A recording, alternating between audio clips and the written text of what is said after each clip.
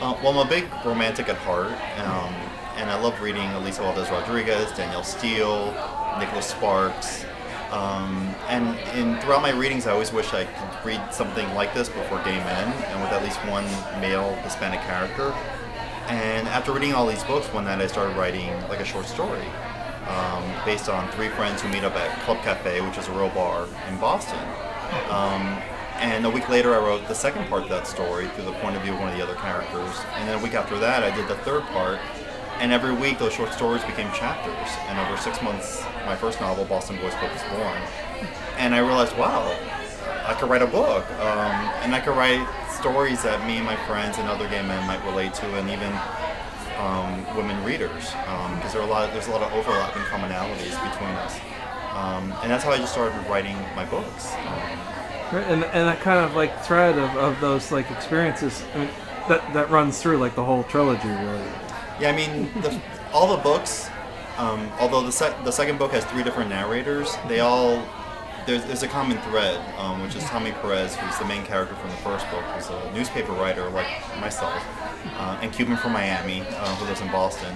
I mean, each of the books stand alone, but I just like having cameo appearances from the different characters as sort of like an inside joke or a treat for the loyal reader. And are you working on a fourth novel now? Or? Right now I'm writing a fourth novel. Working title is To Dance With My Father. It's sort of like a Tuesdays with Maury, but between a father and a son.